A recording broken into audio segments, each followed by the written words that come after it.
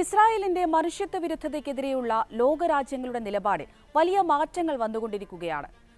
Zionist ഭരണകൂടത്തിന്റെ അടുപ്പക്കാർ പോലും തുറന്ന വിയോജിപ്പ് രേഖപ്പെടുത്തുകയും നടപടികൾക്ക് തുടക്കമിടുകയും ചെയ്യുന്നു. ഫലസ്തീനെ അംഗീകരിക്കുമെന്ന ഫ്രാൻസിന്റെ പ്രഖ്യാപനം അതിന്റെ ഭാഗമായിരുന്നു. ഇപ്പോഴിതാ യുകെയും പിന്നാലെ കാനഡയും ഫലസ്തീനെ അംഗീകരിക്കുമെന്ന അറിയിപ്പുമായി രംഗത്തെത്തിയിരിക്കുന്നു. അതിൽ യുകെയുടെ പ്രഖ്യാപനത്തിന് ചില പ്രത്യേകതകളുണ്ട്. വിശദമായി പരിശോധിക്കാം. ഇൻഡെപ്തിലേക്ക് സ്വാഗതം.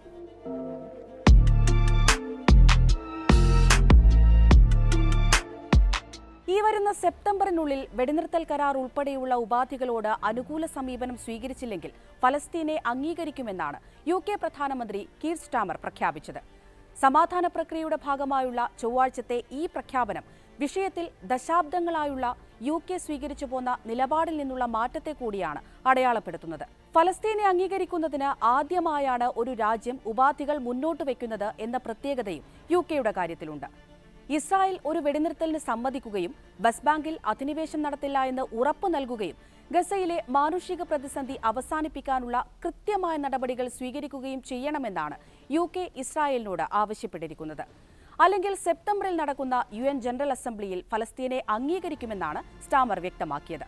യൂറോപ്യൻ ശക്തികളായ ഫ്രാൻസും യുകെയും ഇത്തരമൊരു നിലപാട് സ്വീകരിക്കുന്നത് വലിയ പ്രതിഫലനങ്ങൾ ഉണ്ടാക്കാൻ ഉതകുന്നവയാണ് എന്ന് പ്രത്യേകം പറയേണ്ടതില്ലല്ലോ.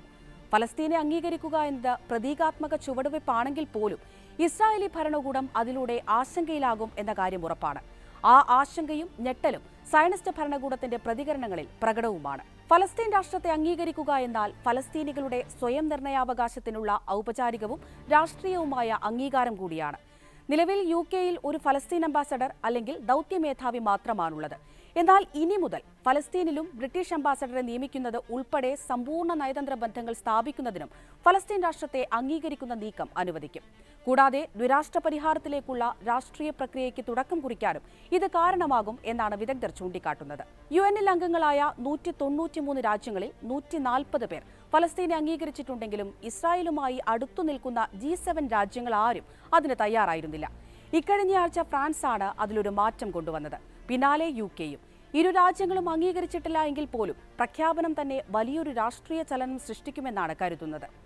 ഇസ്രായേലിനുമേലുള്ള സമ്മർദ്ദം കൂട്ടാനും ഈ പ്രഖ്യാപനങ്ങൾക്ക് സാധിച്ചേക്കുമെന്ന വിലയിരുത്തലുണ്ട്. ഫ്രാൻസിന്റെ പ്രഖ്യാപനത്തിന് പിന്നാലെ ഗസയിലേക്കുള്ള സഹായ വിതരണങ്ങൾ വർദ്ധിപ്പിക്കുമെന്ന പ്രഖ്യാപനം ഇസ്രായേൽ നടത്തിയിരുന്നു. ദിനേന 10 മണിക്കൂർ നേരം അതിനായി വെടിനിർത്തലും ഇസ്രായേൽ പ്രഖ്യാപിച്ചിട്ടുണ്ട്. ഇതെല്ലാം ഫ്രാൻസ് ഉൾപ്പെടെ ഉയർത്തുന്ന സമ്മർദ്ദത്തിന്റെ ഫലമാണ് എന്നായിരുന്നു വിലയിരുത്തൽ. യുകെയുടെ കാര്യത്തിൽ മറ്റൊരു സവിശേഷത കൂടിയുണ്ട്. ഫലസ്തീനിൽ ജൂതരാഷ്ട്രം സ്ഥാപിക്കാൻ ആദ്യമായി പിന്തുണ വാഗ്ദാനം ചെയ്തത് ബ്രിട്ടനായിരുന്നു എന്നതാണത്.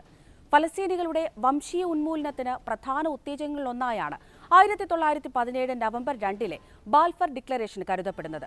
അതുകൊണ്ടുതന്നെയാണ് യുകെയുടെ ഈ ചുവടുമാറ്റത്തെ അതിനിർണായകമായി കരുതുന്നത്. അതേസമയം ഫലസ്തീൻ രാഷ്ട്രം ഫലസ്തീൻ ജനതയുടെ നിഷേധിക്കാനാകാത്ത അവകാശമാണെന്നും അതൊരു വിലപേശൽ ചിപ്പല്ല എന്നുമാണ് യുകെ എംപിയും ഇടതുപക്ഷ സോഷ്യലിസ്റ്റ് നേതാവുമായ ജെറമി കോർബിൻ വ്യക്തമാക്കുന്നത്. ഇസ്രായേലിനുള്ള എല്ലാ ആയുധ വിൽപ്പനയും അവസാനിപ്പിക്കുക, വ്യാപകമായ ഉപരോധങ്ങൾ ഏർപ്പെടുത്തുകയുമാണ് യുകെ ചെയ്യേണ്ടതെന്നും അദ്ദേഹം ഓർമ്മിപ്പിക്കുന്നു.